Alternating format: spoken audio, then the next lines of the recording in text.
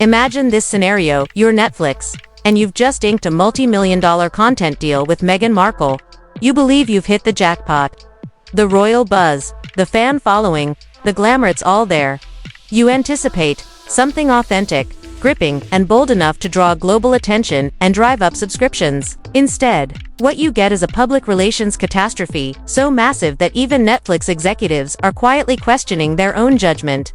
It all began with a project titled With Love, Meghan. The concept sounded promising, an intimate, behind-the-scenes journey into Meghan's life after stepping away from royal duties. It was to showcase her philanthropic efforts, personal challenges, and inner strength. But the deeper Netflix got into production, the more the illusions started to fall apart. What was originally pitched as a raw, unscripted documentary began to resemble a heavily staged production, masquerading as truth. The first glaring warning sign came during a scene in which Meghan reads to children at a literacy center. Sounds heartwarming, right? But those weren't community kids, they were professional child actors. The so-called local volunteers. Meghan's own personal staff dressed in costume.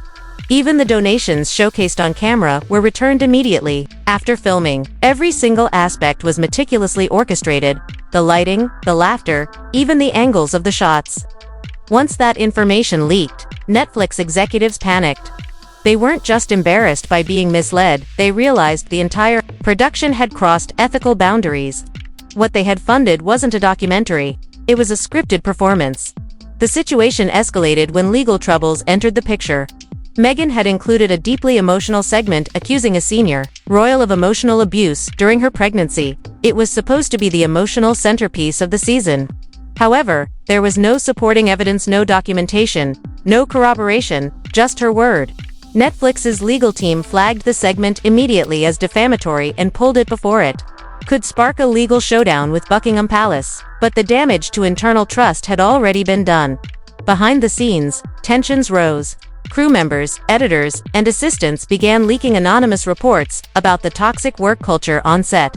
Meghan was accused of micromanaging every scene, rewriting segments at the last moment, and rejecting any creative input that didn't align with her image. One editor revealed that Meghan demanded any footage that didn't portray her as strong and graceful be deleted. Pushback was not tolerated, disagreement meant dismissal.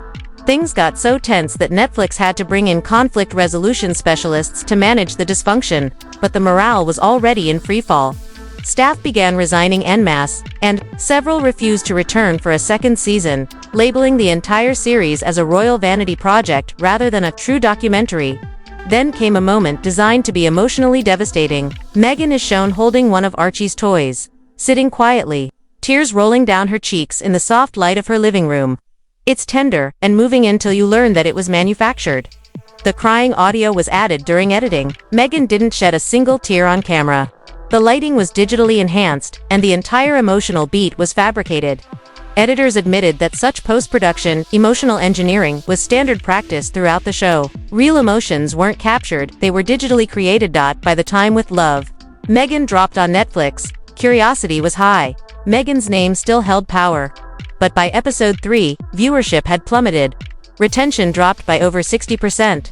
Audiences weren't just uninterested, they were annoyed. Social media exploded with criticism, calling the show disingenuous, overly curated, and emotionally manipulative.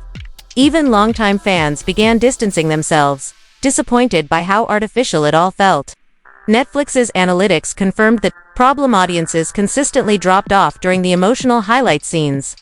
One online critic summed it up perfectly: "This isn't a docuseries, it's Meghan playing the misunderstood heroine in her own fantasy." Internally, the backlash was intense. A leaked memo from Netflix leadership began circulating. It was candid and cutting. "We can no longer treat Meghan Markle as an asset," it read. "She is now a reputational risk. Her content lacks authenticity, and the public response is damaging the trust in our brand." This wasn't a gentle correction, it was a corporate confession of a massive mistake. The memo reportedly advised halting all future collaborations with Meghan, ordering legal teams to comb through every second of footage to identify and avoid future defamation risks. One of the gravest legal concerns involved footage featuring Meghan's children, Archie and Lilibet. These scenes were marketed as rare, intimate glimpses into royal family life. But upon review, legal teams found major issues. missing release forms, unconfirmed locations, and in some cases doubts about whether the children shown were even Meghan's real kids. This ignited a full-blown compliance crisis. Were body doubles used? Were more scenes faked? In an industry bound by strict child protection laws, these errors posed serious risks. Certain scenes were immediately removed, and lawyers demanded that all future footage of the children be subjected to rigorous legal scrutiny.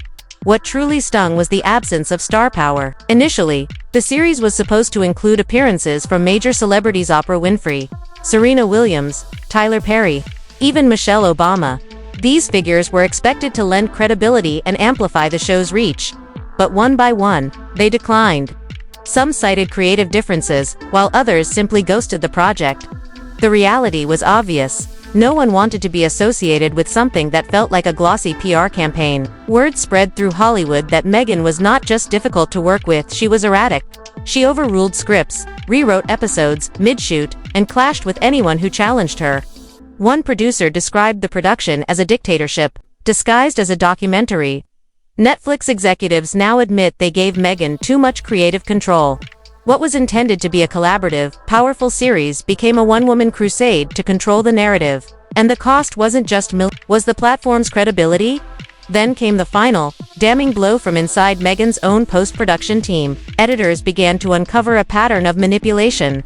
Emotional highs weren't just touched up, they were built from scratch.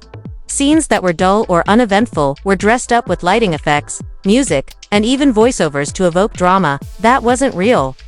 The most infamous example: that scene of Meghan crying with Archie's toy. Raw footage showed no emotion at all. The lighting was plain. No music.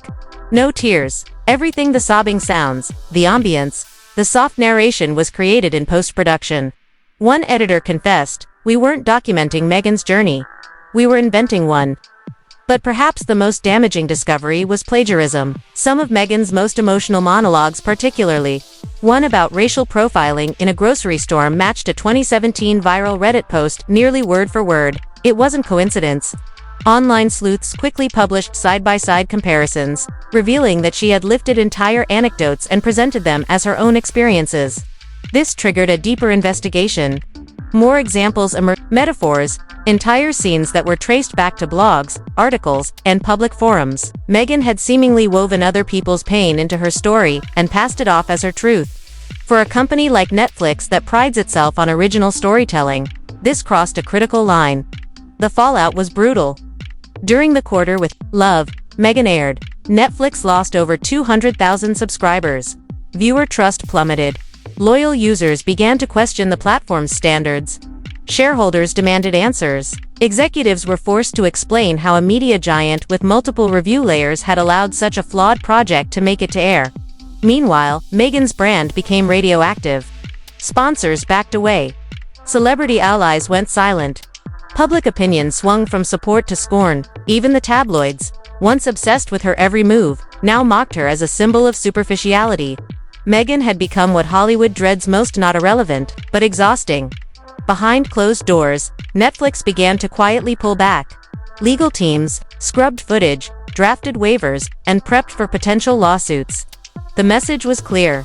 Meghan Markle was no longer considered a creative partner. She was a liability. The grand plan to build her content empire, to make her the next Oprah, collapsed under its own artificiality. From staged scenes to manufactured emotions, the illusion had been shattered. The cameras may still have been rolling, but the audience had long since walked out. Netflix didn't cancel with Love, Meghan to save money.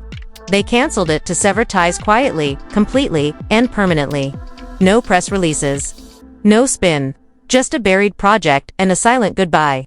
What was once meant to be Meghan's grand Hollywood comeback had instead become a sobering lesson in authenticity.